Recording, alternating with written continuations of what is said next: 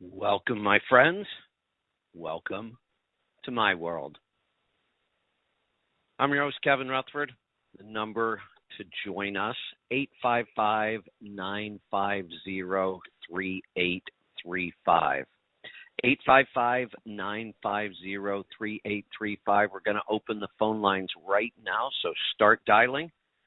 We'll be here for the next hour taking your calls and answering your questions, and it is a free-for-all. Anything goes.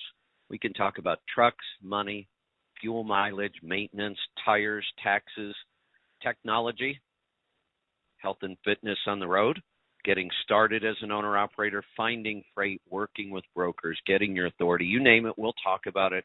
All you have to do is pick up the phone and join us. We'll get to those calls here in just a little bit. A couple things I want to talk about while we start lining up those calls. Looks like they're coming in, so start dialing. All right, I just have some odds and ends here I do want to talk about. The truck show, I'll probably come back to that. I want to give you a report on that.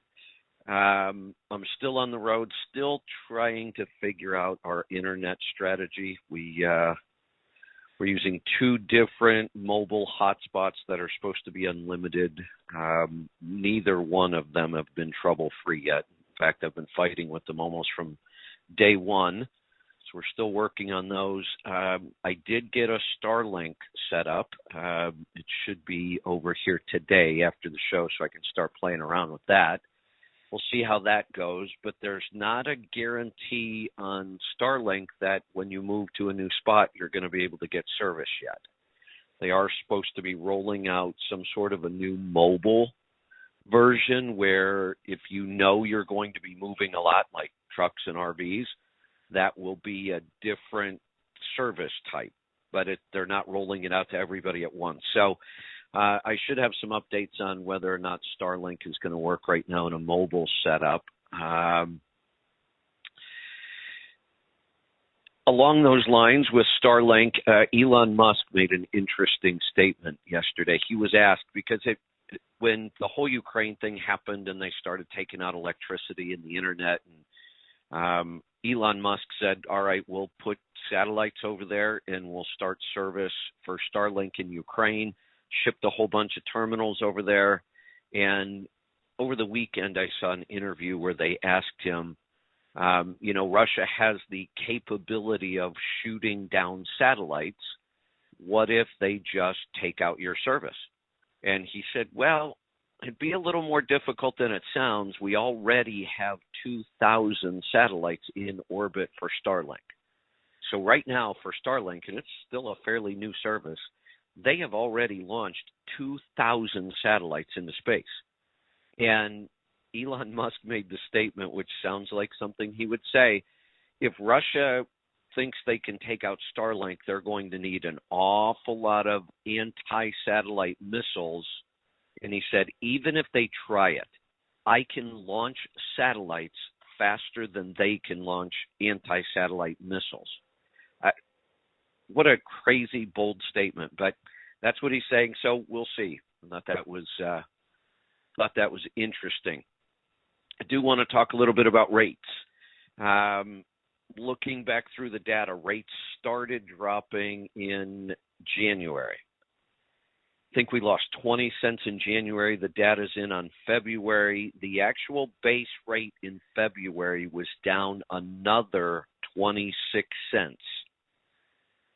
I've seen people complaining about rates more than normal, but most of them don't even realize that the rate is actually falling faster than they think, and here's why. Fuel prices always prop up rates, even if you say, well, not for me because I don't get a fuel surcharge. It doesn't matter whether you get a fuel surcharge or not. Rates, all the rates are always affected by fuel prices going up. They may be lagging behind the fuel surcharge, but they will go up as fuel goes up, because if I have to negotiate a rate today and I know fuel is $5.25 a gallon, of course I'm going to raise my rate. I have to. And so does everybody else in the industry. So the fuel surcharge works, but even if you're not getting a fuel surcharge or you think it's not affecting your rate, it absolutely does. If you look at the data in February, the rate itself only went down about a penny. When you look at all the rates across the country, the average rate, van, I just looked at van, only went down about a penny. But technically, it went down 26 cents. 25 cents of it was made back up because the fuel prices were going up so fast. That is even more pronounced right now. We've seen fuel prices go through the roof during March, so it makes the rates look like they're holding steady. They're not. My guess is when all the March data comes in, we're going to see that the base rate itself has dropped. The reason you have to pay attention to that, all the signs right now are saying the economy cannot handle this kind of inflation. And what kills inflation is inflation. It will collapse under its own weight. Nothing else needs to happen in order for our economy to really start slowing down and tanking, because it is inflation that kills inflation. The Fed will probably jump on board and start raising interest rates. They already are. They said they're going to raise them 7 times in the next year or two, and that will start to kill it as well. You don't need that, but that will make it happen even faster. There aren't many signs right now that this economy has any chance of sustaining this level or recovering. All of the signs right now point to some sort of a big pullback, probably a recession, maybe more. It's hard to say. The war in Ukraine right now really doesn't help trying to predict anything, because based on some of the comments our president made over the weekend, it looks like we're going to get deeper and deeper into this. So that's still a big wild card. But when the economy starts to slow down, fuel will drop because of demand, and we will see the rate tank really, really fast. So be careful and keep an eye on that. And I hope you've been doing what we've been talking about since 2017, paying down debt, saving cash. Don't make any big business or financial decisions during this time. I had another topic here, AB 5 and the whole concept of authority. The calls are starting to come in, though. I think I'm going to skip that. These hours fly by once the calls start coming in. So I'll hold off on that. Maybe we'll talk about that later. I do want to maybe give an update on the truck show. It was a really good show for me this year. I enjoyed it a lot. But I do want to get to the calls. So let's get started today in Texas. Rusty, welcome to the program.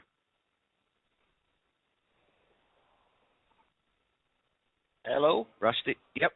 Yeah. What's on your mind today?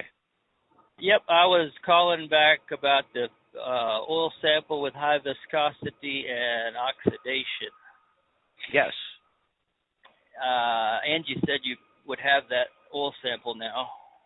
Oh, let me go check then. I should. If Angie said I've got it, I should have it. That's what she said. All right, let's see what I'm... Yep, I do. All right, so this is the one we talked about last week, but I didn't have it in front of me. Yes. Okay. So the first thing I want to look at is your viscosity, and it has always been really high. Now, it's worse than it's ever been. You also have another interesting thing going on, and this may possibly explain what's going on with the viscosity. You are actually getting water in your oil. That's a really unusual thing. We almost never see that, and it's not a lot. It's 0.1, but they actually had to go to a secondary test for this. They call it a hot plate test, which tells us that something weird was going on with this engine. You're getting a lot of condensation. Water, normally we don't see water because what we would see is coolant. If we have a coolant leak somewhere, coolant getting in a head gasket, injector cups, whatever it might be, if we have coolant crossing over somewhere, we see it as coolant, not water. If we see water, that's odd because there really isn't any water just by itself that should be coming in contact with this oil. But the engine itself could build up a lot of condensation. Do you idle a lot? No, not really. I mean, not Okay. not overnight at all. Just Okay. only idle is a little PTO time, but it's an hour a day. Yeah, So, and usually when you're running the PTO, you're at a higher idle, right? Yes. Yeah, so that wouldn't even do it. If we idle and it's really cold outside, which is a lot of times when people idle, some engines could build up some condensation because they're just not running at temperature. We almost never. You don't have an OPS on this, or do you? Yes. You do. Okay, that's even more unusual. Because what that's telling us is the water problem is probably worse than it really is because the heating element will get the water out of there normally. So this water is kind of interesting. I'm not sure why we're seeing it, but we do have to pay attention to that. The other thing that was causing some of the soot was your viscosity is your soot was really high. You were up to 3.6 at one point. This last sample was down to 0.4. What mechanically might have changed from the last sample to this sample? Did you run an overhead, clean, or put in a new air filter, get rid of some exhaust restriction, fix a boost leak, anything? New air filter would have been on this sample. I did change my exhaust from a weed burner to a single stack. That would have been, that might have been the last sample though. It's really unusual to see soot. Here was your pattern going back, 2 years basically. Your soot was at 2, 3.6, that was your highest, 2.5, 3.3, and then you dropped to 0.4. Let me jump in there for a minute. I've got this is an N14, and so I've replaced all the injectors over the last 3 years, and I finally replaced the last 2.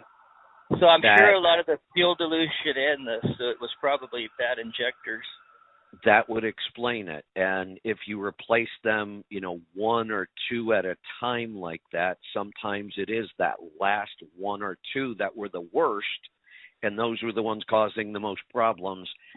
Okay, so based on the fact that a lot of things have changed, did you change the oil on this last sample? No. I would change it now. Let's change the oil. I've only put, I put the OPS on. I ran at 25,000, changed the OPS, and then now this is my 50,000 mile, and I changed both. So I've only got 50,000 miles. Yeah, we got to get it out of there. There's too many things that aren't making sense. The water got worse, the soot got better, the viscosity got worse, the fuel dilution got worse. And we know that there's been injector changes, air filters, muffler, exhaust got changed. There's way too much. Yeah, but I think all that was in the last. I'll have to go back and look, but I think all that was before I put the OPS here's the thing. on. Hey, if it were me, I wouldn't even go back and look. You can if you want. It wouldn't change my answer. There is way too many things to try to figure out what happened because nothing's making sense. Why do we have water? Why is the viscosity almost off the charts?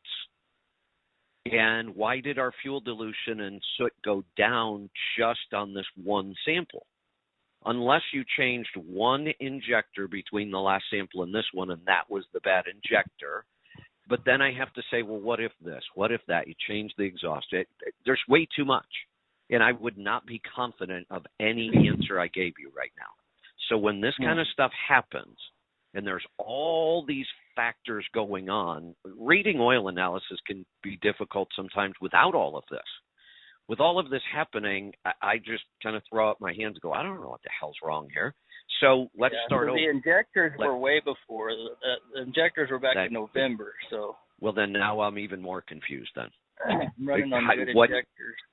Yeah, if that was so long ago, then clearly that didn't have an impact on just this one sample. How did we go from soot of 3.3, and it's been consistently high for almost 2 years, and all of a sudden it goes to 0.4? But I can't explain that. Why does your viscosity continue to go up over the last 2 years to numbers I've never seen before? I've never seen this oil show up at almost 19 on viscosity. So what I'm telling you is you either have to find somebody that knows more about oil analysis than I do, or we need to just start over and get a fresh read on this. All right. Because I can't make sense of any of this. Okay. That's what I'll do. The good news is, here's the good news. None of this oil issue seems to be affecting the engine negatively. Like what we look for most of the time are these problems causing wear metals? And they're really not. Now, I will say, and again, this is why I want to start over. Here's the history on your lead. Lead is one of the first wear metals we look for. It's the first one that will be attacked by coolant or low viscosity or dirt and contaminants like high soot. Your lead history going back 2 years, 0, 2, 0, 1, and now it went up to 9. Something changed on this last sample, and we just need a fresh start. Okay. Well, it doesn't. I'm leery that changing the oil is going to change anything, but I guess it gives us a chance to reset the samples. But it won't. It won't change anything except reset the sample. Yeah, I'm adding enough oil, adding the add-on oil every 5,000 miles that it's not like all 10 gallons of that oil's been in there for 50,000 miles. Here's another way of looking at this. Then I'll give you another option. The other way of looking at this is when you start using a gallon of oil every 5,000 miles, you're at the end of the life of that engine. It's done. It's just a matter of when do you want to schedule the in-frame. You can keep dumping oil in it, and it will keep running, and you could do that. But at some point, you're kind of done. Your cylinder kits are shot. My guess is in 3 months you might be putting in a gallon every 4,000. In 6 months, probably a gallon every 2,500. But at some point, you're just going to have to rebuild this thing. And if that's the case, why even bother trying to figure out what's wrong with it? There's nothing dangerous. Not like the engine's going to quit tomorrow because of your oil condition. It could quit tomorrow because you could throw a rod through the block. When we get to the end of an engine's life, there is more metal fatigue. You could have a catastrophic failure. It's not likely, but at this point, you could just keep running if you want and then decide when you want to do an in-frame. Forget the oil problems. Just ignore them. I think I'll let Bruce just turn it up and let it go out in a blaze of glory. You could do that too. And, you might find you turn it up, and if you go drive it nice, you might make it last another year. It's already got their tune in it. But The engine was a used engine. It's got about 600,000 miles on an overhaul, and it's used. I mean, it hasn't gone. My oil will. I'll burn a gallon every 7,000, and I'll burn a gallon every 2,500 sometimes. See, that's another weird thing that doesn't make any sense at all. There's so many. That's why I wanted to just start over on the oil, just to figure out what the hell's wrong with this thing. It's so odd. But honestly, why spend the money or the time? Just run it. Decide when you want to do the in-frame and run it till then. Well, it kind of makes me regret putting OPS on it at this point. If I'm going to have to change my oil. Well, I didn't. I put the OPS on, and it didn't. So then don't, Rusty, don't change your oil then. Don't even sample anymore. Just run it. I'm giving you two totally extreme options here. Go figure out why your oil samples are so odd, and I'm telling you they're odd. You could find somebody that knows more about oil analysis than I do, and they're going to tell you the exact same thing. It's odd. It doesn't make sense. Let's start over. Or you're saying, why would I throw this oil away? And I'm saying, then don't. Keep running it, but don't be stuck in the middle where I thought about adding instead of and then saying, why is it doing this? And I'm trying to tell you, I don't know why it's doing it. Yeah, no, I'm not real worried about it because it's not doing. I mean, it's not doing a lot of damage. It appears on the samples. But what if I just started adding instead of adding regular oil? What if I started adding synthetic? Would that lower the viscosity? It would, but I wouldn't do that. I wouldn't do. No, it will lower the viscosity. It could make things worse. You're going to burn more oil. The thinner you make that oil, the more you're going to burn it. But again, if we wanted to try to fix something, which is what you're asking me now, will synthetic fix it? I'm saying we can't figure out what to fix till we figure out what's wrong. We can't figure out what's wrong from your history of samples, now that I've seen them. There's nothing in this that makes sense. I'm more confused than I was before I got to see the sample. So if your goal is to try to fix the problem, then go change your oil so we can figure out what the problem is. If you don't care about fixing the problem, then just keep doing what you're doing. Got it. All right. And you've got some life out of this engine. You've probably got a little bit more, but at this point, I would pick one of those two. I wouldn't hang around in the middle trying to figure something out. And if you do want to figure it out, you're going to have to do what I said. Let's go to BC. Murray, welcome to the program.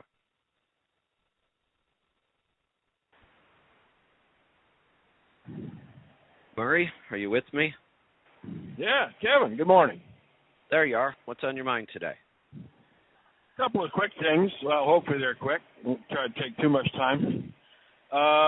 Norma and I started back into keto in earnest. We've been doing keto for several years, but we stray a little and eat too many carbs. Clean carbs, but still too many carbs, and so it's kind of stalled our weight loss for a while.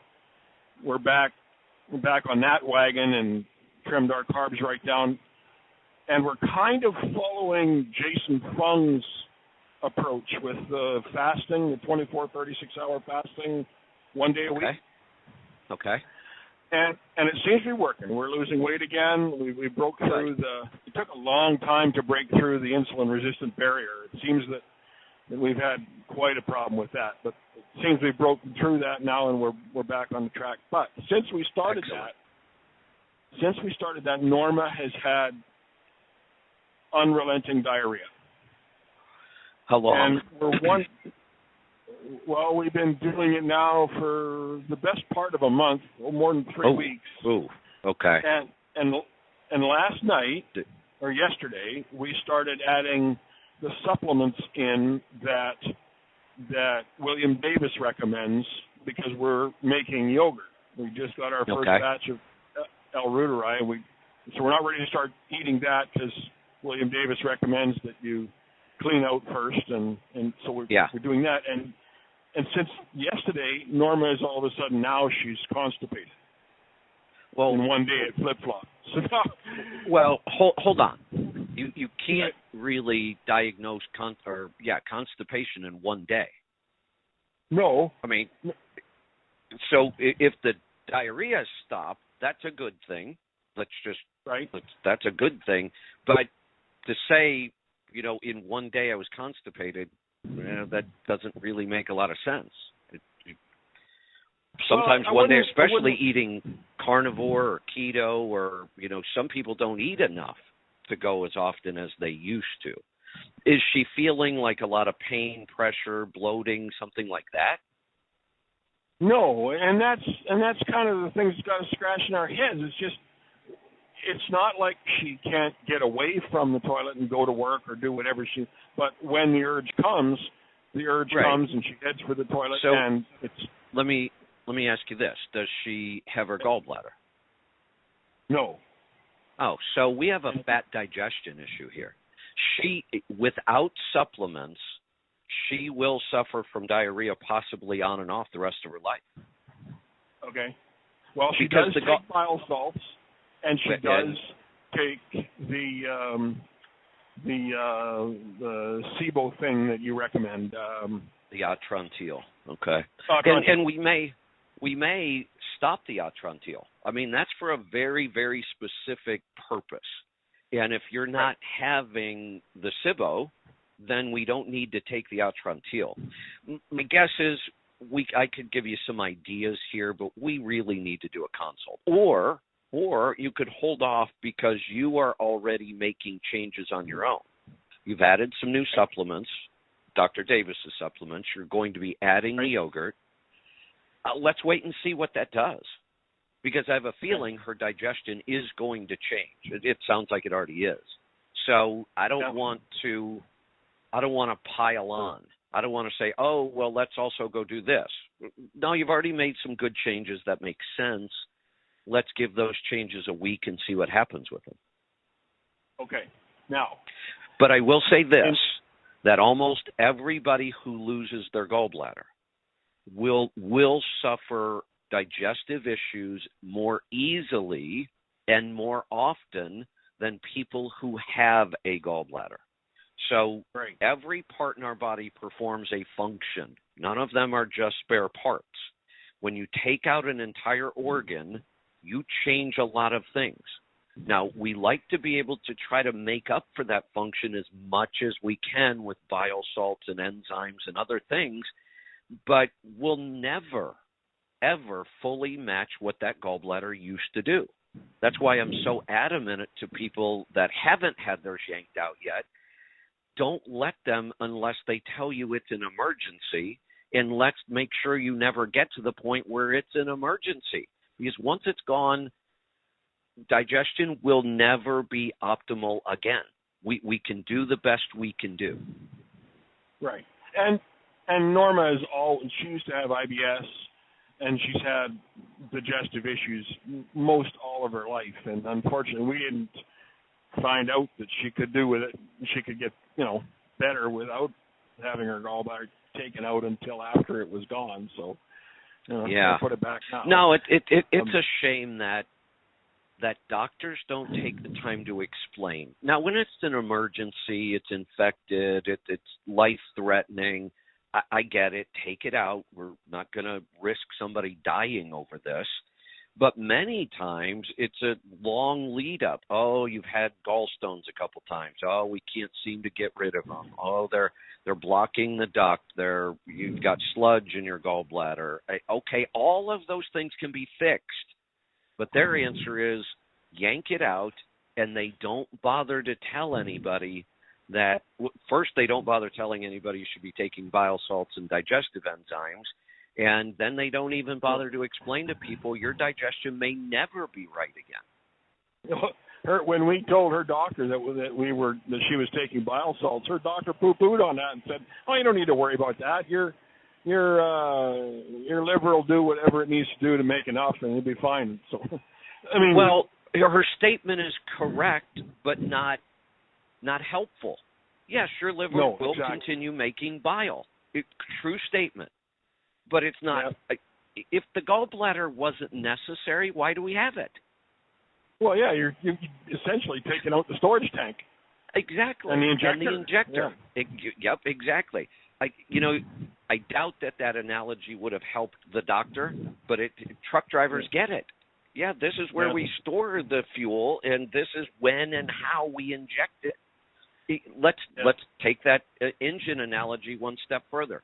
What if the whole time, whether your engine was running at 1,800 RPM, 600 RPM, the same amount of fuel just constantly dripped into your cylinders? Your engine wouldn't even run. No, and you'd have horrible fuel dilution. Oh, my goodness. Exactly. So to say, oh, you don't need the gallbladder, the liver will do what it needs to do.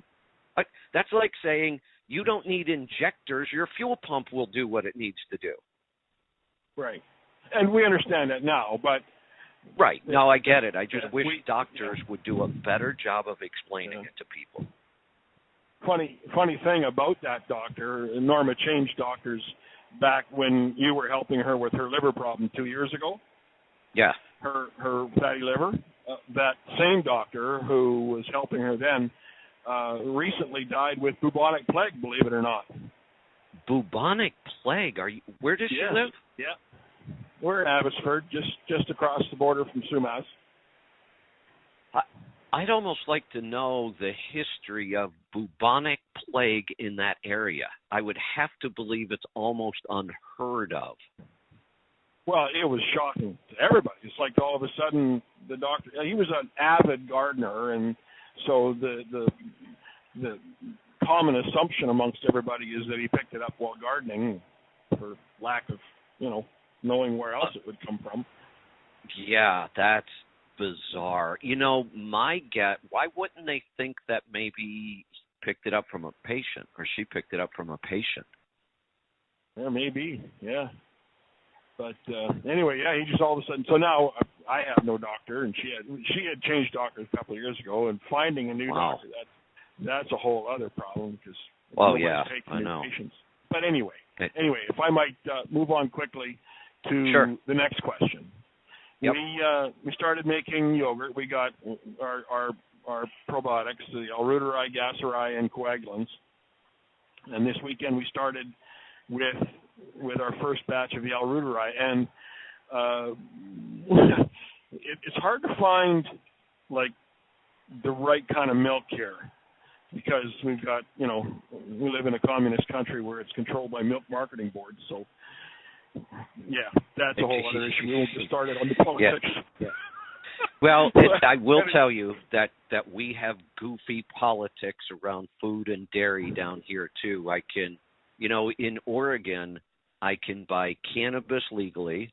We have basically decriminalized many other drugs. And I'm not against all of this. I have whole different opinions on drugs than most people do, but it's beside the point. It shows how goofy we are about this stuff. We have legalized the use of psychedelics in this state for mental issues, and I believe there is something there to that. So I actually believe those are all good things. But with all that, you're going to allow all this stuff that's really controversial, but I can't buy raw milk. I have to go across the river to Washington. It's just – so here's the thing. This issue of finding good quality dairy is not just a problem in Canada. Everybody, everywhere around the country, that seems to be their biggest issue, just finding good quality dairy.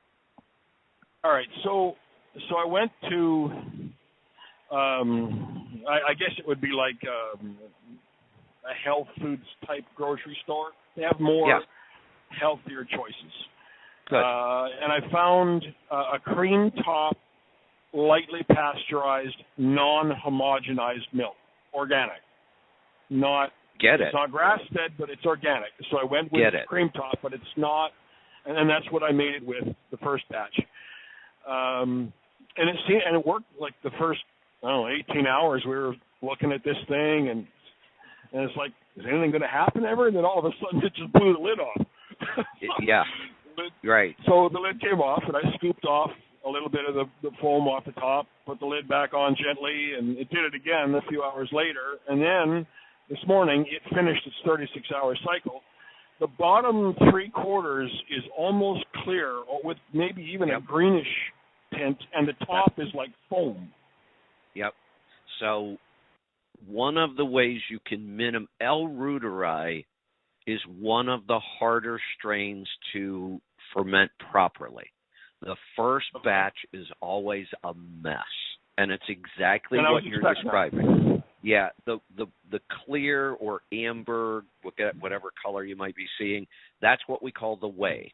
The whey is separated out from the curds, and if you strain the foam, it just pour off all the whey. Don't even bother pouring that into a strainer. Just pour off all the whey. If you put that foamy-looking stuff in cheesecloth or in a yogurt strainer, you may end up with a pint or a half. Now, what was this, a quart batch? Quart jar, yeah. you may end up with like a half a pint of actual edible yogurt. And go ahead and eat it. Right. If you can strain something out that looks like, creamy yogurt, or it might even be a little thin, eat it, drink it, whatever. There's nothing wrong with it at all. You can use the whey to start your next batch. And your next batch and that's what I was planning here. Yep, you're just the whey alone, just that clear liquid, 2 tablespoons per quart. If you want to do a gallon batch, put in 8 tablespoons of it. That has all the bacteria in it. That'll start your next batch. Now, each batch will get better. 2 tablespoons of inulin again. Inulin per quart, right. The same thing again. Each batch will get better. If you wanted the batch to get a lot better, that same dairy that you get the milk from, do they have half and half? No, that's why I went with the cream top. Now, okay. The hold on. Dairy, just so you know, I want to clarify this. The only reason that's called cream top, it is still the same milk fat as whole milk. The reason they call it cream top is because it's not homogenized. The cream will separate out. And it does. We get about a quarter, or maybe a fifth on top. Yeah, there's no additional milk fat because they call it cream top. It's still whole milk. Right. So you're still going to get the same results in the yogurt as you would with any whole milk. When you go to either half and half or even full cream, you start getting really, really thick yogurt. Okay, now that was my next question. I can get 50-50 or half and half in an organic, but it's commercial dairy, which means it's going to be probably heavily pasteurized and homogenized. It'll say it'll if it's homogenized, we don't care much. Again, if I can wave a magic wand and everybody got the perfect dairy, well, that'd be awesome. But I can't, and they don't, so we need to start looking at what are our best options. So I would go with at least an organic half and half that's not homogenized, rather than struggle through 4 or 5 bad batches trying to use whole milk on L. reuteri. Now, the other strains all seem to do much, much better. L. reuteri is just the toughest one to kind of get going and get to a really good edible batch, but it happens faster the more milk fat. Now, here's another option. If they have half and half, my guess is they also have heavy cream, or you can find a heavy cream that's organic, and even if it's pasteurized and homogenized, dump some heavy cream in with your really good quality whole milk. Okay, well, and that was my next thing is to see if you suggested that. Like I can get the organic cream, and so I was going to just add some cream to the cream top. Yep, go ahead and do that. And the more cream you add, the thicker it's going to be. Okay. All right. We'll the next one goes in at supper time tonight, and we're hoping we have a decent batch by the beginning of next week. If you do it with enough cream in it, I think you're going to get a good batch even on just the second one. If you go with straight whole milk, you'll see an improvement. There'll be less whey at the bottom, but you're still going to get quite a bit. Okay. And would you use curds to start the next batch, or just the whey? I only use the whey because if I have curds, I want to eat it. Right. Yeah, I don't want to waste my the edible part of the yogurt, the curds, the good creamy yogurt. Why use that when we have all of this waste product that works just as good? Right. Now, would like I've been using quart jars, but I lost quite a bit of like when the jar kind of blew up yesterday. Now, see, there's an interesting that's an interesting phenomenon. That tells us that culture was really active. I've never had that happen. Mine doesn't. Well, and it happened in a very short. Right. Yeah, mine it happened very short period of time. Yeah. Like it went the first probably 15 or 18 hours with nothing, and then all of a sudden. Well, that's common. That is common. Okay. You won't see any kind of thickening at all for sometimes 20 hours or more. And then once because remember, we're doubling every 2. So Right. the difference between how much bacteria is in there after 18 hours, it's doubled 9 times. The more bacteria, I thought it doubled every 2 on L. reuteri. Okay. Well, 2 or 4, it doesn't matter. It's doubling. It's all that matters. Yeah, and that's why it starts off slow, and then all of a sudden you go, wow, look, it's getting thick. But the fact that it pushed out, I've never had that happen. That's a really active culture, and that's probably a good thing. It did it twice. And the first time it pushed the lid off, and it was probably 2. We went out for a little while, did some shopping and stuff, came back, and the lid had pushed off again. Now, the other thing you can do is foam on top. Even if you're doing a quart batch, pour it into 2 quart jars so they're only filled up halfway. That was my next question. All right. Yeah. Use bigger containers, use more containers, so you're not right up at the top where you have that risk of blowing it out the top. Right. Okay. Perfect. All right. Keep me informed, and let me know how things are going. We do have some open phone lines. I hadn't looked at the board for a while, so we've got some time left. If you want to jump in right now, you can at 855-950-3835. If you dial right now, I'll get to your call. 855-950-3835.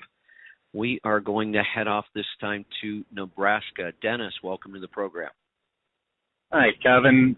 I have a question about, I guess, gallstones and kidney stones. I've heard you talk about a product they can get rid of it that you have in the store.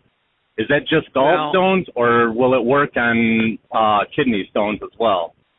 Well, we don't just recommend a product or a supplement. We actually have protocols, but when it comes to stones, we don't put the protocol out. We don't just print it, hand it to somebody, and say, "Here, do this." Okay. It's a little trickier than that. If you want to do it yourself, you can go look up. There's some pretty decent protocols you can find online if you wanted to try it yourself. We don't recommend trying it yourself. We've had a lot of people end up with more pain and more problems, and so we do have a protocol, and there are some supplements that will dissolve stones, and we can use some apple cider vinegar and some citrus and some other things, but we really like to have somebody be working with one of our practitioners if they're going to go to try to clear up stones, either one, kidney or gallstones. Okay. The other thing I will tell you is stop eating foods with oxalates. So no dark leafy greens like kale, spinach, dark lettuces, no beets or beet products for a while. I would avoid dark chocolate. You can also look up, other foods. Those are the big offenders when it comes to oxalates, but there are more. And I would just eliminate all foods with oxalates for now. Okay. Well, this is for my wife, and she just eats the standard American diet anyway. She won't get on board with me. So I was just mentioning about stones, and she said, well, if you know a way, because she has kidney stones that are just sitting there. She's had them blasted out before, and they're just sitting there. And she goes, well, if there's something I can take to get rid of those, why don't I know about it? And then that's why I'm calling. But she's not getting on board with just eat. She just going to eat the standard American diet anyway. And let me explain then. She could go try this stuff. She could find maybe a practitioner who would be. I just so you know, we wouldn't work. I know you're not right. We would. You're not gonna. Right. We would just. Right. Know. Okay. I can't guarantee anything's going to work if you're eating the standard American diet, and it's probably not going to. And even if it does work, they'll come right back. It would be like saying, "Oh, look, my car's all rusty. Let me slap some Bondo on it and paint it." And then when the rust comes back through again, let me slap some more Bondo on it and paint it. Right. I kind of thought this is what you were going to say. Yeah.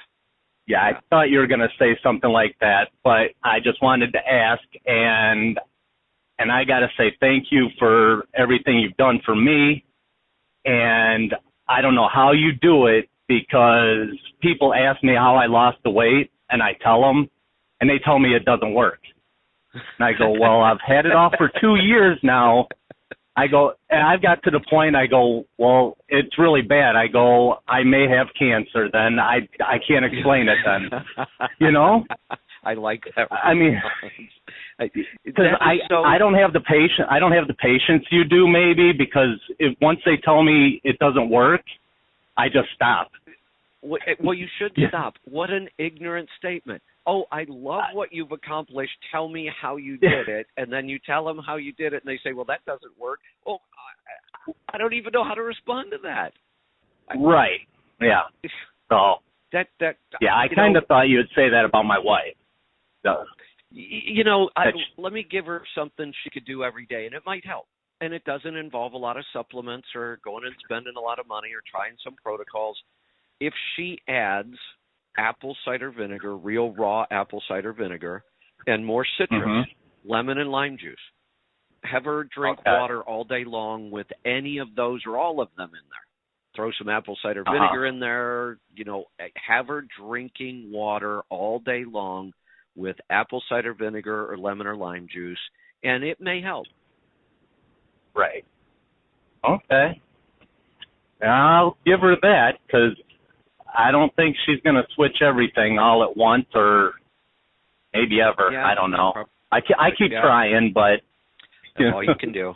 Be a good example and keep helping her with the questions. And so, like I said, add a lot of water all day and make sure it's got some acid in it, citric or apple cider vinegar, and it may at least help slow things down. It may dissolve some of the stones a little bit. It's worth trying, and it can't hurt. Right. Okay. Well, thank you for your time. I'll let you on to someone else. You're welcome. Thanks for the call. Thanks. Yep. Let's go to Pennsylvania this time. Let me press the right buttons. Zena, welcome to the program. Hello. Thank you. Hi there. So I did what you said, and I skipped the eggs and dairy for a week. Okay. And I didn't really notice. I might have noticed a small difference, but I didn't notice anything. There wasn't anything world-shattering. Yeah, if you don't notice a significant difference, then we're probably on the wrong track. Have you ever done any food sensitivity testing? Actually, I did do that. And, of course, big surprise, wheat and stuff showed up. But, right. But yeah, I mean, it didn't seem I had an awful lot of food sensitivities. That's a good thing. So that also means we're going to have to look somewhere else for the digestive issues. Have you done a NutriQ with us? Yes, they just sent me one last week. Okay, so you have a new one in the system? Mm-hmm. So let's do this. It's a little hard for me to go. I got to make that easier so I can just go in there and grab one on the fly. Mm-hmm. Would you be able to call back tomorrow or Wednesday or any time this week? Yep, I can call back tomorrow. Is that your first NutriQ? No, it's not my okay. first one. So there's I've had actually other history ones. in there too. Oh, good. Yeah. So yep. I'm going to make a note. Let me make sure I don't forget this. I'm putting it right on my show notes. I want to go back there and look through your history and look at this newest NutriQ and see if something jumps out at me. Okay, sounds great. Yeah, so we know it's not dairy and eggs. That's actually a good thing. You don't have a lot of food sensitivities. That's a good thing. So it shouldn't be too hard to find this. Give me Okay.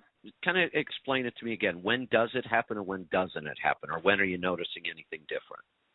Well, it just seems to it's not right after I eat or before I eat or anything like that. It just seems to be it just seems to be there where it wasn't before. So I'm just my question was if I had some kind of inflammation that I needed to get, because of that COVID that I had. That's almost where we might end up going with this. So Do you feel so? When we talk about our midsection, and sometimes our pants are tight one day and they're loose the next, and it's not like we could have lost weight in a day. What the hell's going on? Mm-hmm. Two things can actually happen. So you could have gas and bloating in your digestive tract that causes your whole midsection to swell. That Mm-hmm. would be a digestive issue. That you could also have, though, where the tissue itself, it has nothing to do with your digestive system. That's all working fine. The tissue itself can be inflamed and bloated. Okay. And so that would be a different thing. Do you, when you are bloated, do you feel digestive symptoms, like some pain, some discomfort, some belching or gassy or anything like that? No gassy or anything, but I mean, it just it just feels like a little irritated, I guess. And it's not just after I eat; it's just like all the time. You know what I mean? Just all the time, right? So that starts to lead me more towards a digestive issue rather than just systemic inflammation. If we thought it might be, system-wide inflammation causing just the tissue to be kind of swollen, then we might go do a C-reactive protein test to verify that. But I'm going to lean more towards this is probably digestive, and I may be able to see something in the NutriQ then. Okay, great. All right, sounds good. I'll get on that, and then call me sometime this week, and we'll see if we can figure something out. Great, thank you very much. You're welcome. Let's go to Kansas this time. Tim, welcome to the program. Rutherford. Hey there. Yes, thank you. You're welcome. I have a question concerning fermenting. I have been experimenting a little bit with that, and I was wondering, would it be beneficial to? I've also been doing the yogurt. I should say that, and I was wondering, would it be beneficial to use some of the whey from the yogurt in a fermentation jar to add that bacteria also to my fermented food, or will that not work? No, it actually does work, and there are a lot of people that even Dr. Mercola sometimes recommends using a ferment starter, and one of the ferment starters is just whey from yogurt because it's got the bacteria in there. I've attempted it, and you can even buy little packets of starter, or you can use the whey right from yogurt like you're doing. I've tried it. It works. But what happens for me is it actually, maybe it's working too good. Everything ferments so fast that all the vegetables get a little soft for me, like too quickly. So some of the time that I'll do it is I'm going to ferment something really, kind of hard and crunchy like Brussels sprouts. If I'm going to ferment Brussels sprouts, I'll add some whey from the yogurt in there to kind of speed things up. If I'm fermenting something like asparagus, it happens so fast. The last thing I want to do is speed it up. I did asparagus once with whey, and on like the fourth day, it was almost mush. So it works. It does add more bacteria, and there are a lot of people who use whey as a starter to ferment vegetables. I found that I prefer not using it. There's already bacteria on the vegetable. It always ferments on its own.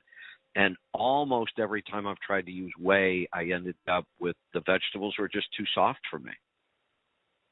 I started a batch of your pickles on Saturday, I guess it was. So they should be done Tuesday or tomorrow when I get home. Yeah. I wonder how that would work. They're whole cucumbers. So now I would never use whey for my pickles. Because on pickles, I even add bay leaf to my ferment to make sure that the skin of the pickle does not get soggy. I like really, really crisp, crunchy pickles. And cucumbers ferment fast, even whole cucumbers. I very seldom leave them out more than 5 or 6 days. I like to get the really strong taste from leaving them out longer, but I don't like when they get soft. So, okay, so yeah, I you I think would even not a cucumber use whey for pickles. would soften up with the way cucumbers. you add it? Cucumbers soften up way too fast without whey for me. That I try to slow down my pickles as much as I can. In fact, I do so many jars of pickles that, because I get a lot of cucumbers out of my garden and I like to have pickles all year if I can, I will actually take some of my cucumbers and I'll only leave the jar out for about 36 hours. And then I'll stick it in the refrigerator in the back. And when I run out of all my other pickles, I'll start going for those. And that usually helps them go a little bit longer without getting too soft. Okay, well, I guess I will try a little experimentation by myself also, and that's the best goes. thing to do. Yeah, play around, but definitely by tomorrow when you get home, I would taste those pickles. And if they're a little too crunchy for you, I might think about throwing them in the refrigerator anyway to start slowing it down. Well, I like crunchy pickles too. So. Then you definitely want to make sure you don't over ferment your pickles then. Okay. There are some things that go really fast, and you would think that, that cucumber has such tough skin on it. But the cucumbers will soften pretty darn quickly. And then, like I said, asparagus, 48 hours is about all I'll ferment asparagus for. Now, if I get those big, fat, half-inch round asparagus, I might let it go another day, but not much. They soften pretty quick. I have some jars of asparagus I have a good patch of wild asparagus out on my farm. Oh, that's awesome. That's awesome. Absolutely. Yeah. I'm looking forward. Go ahead. I was just going to say, and that I got this spring, obviously, or last spring, but that's starting to get a little bit on the soft side, what I have left now. Oh, if you got asparagus to last from then till now, that's awesome. Yeah, you did a good job fermenting that. That's awesome. I am really looking forward to, and I wish I was home because it could start happening any day now. I planted asparagus crowns last spring for the first time, and this is the year I'll be able to harvest a pretty decent amount. I think I can harvest for 14 days, maybe even a little longer. And then you got to kind of give it a break till next year, and then I can start harvesting even more next year. So I'm looking forward to my asparagus coming up this year. Yeah, I'm looking forward to a new batch myself. So, well, thank you very much for the info. You're welcome. Great day. You're welcome. Thanks for the call. All right, we are just about out of time for the day. I've got to wrap this up. We will be adding more shows tomorrow. We will be doing the Power Hour. I'm thinking we might be able to bring back Rolling Toe this week. I need to talk to Mike and Kevin Beckett about that. I do want to do trucking technology and efficiency this week with John and Joel. So it might be a big week for us to start adding some shows back in, and we'll have to see on the schedule. We may add them back in as the first hour or maybe the second hour. Not sure yet. We got a couple things to figure out, but thanks for all the support. Thanks for the calls. You guys have been awesome. Maybe tomorrow I'll give you an update on the truck show and a couple other things. But just know we really do appreciate the support. The whole team is working in the background. Our app should be out soon to make listening a better experience. And we will continue to roll out new features on the platform virtually every week. Things should start happening now the truck show's over. I've got a little more time to focus on things. So things should start happening here pretty quickly. We're excited about it. And again, we definitely appreciate your support. We will see you back here tomorrow. I'm Kevin Rutherford. Thanks, everyone.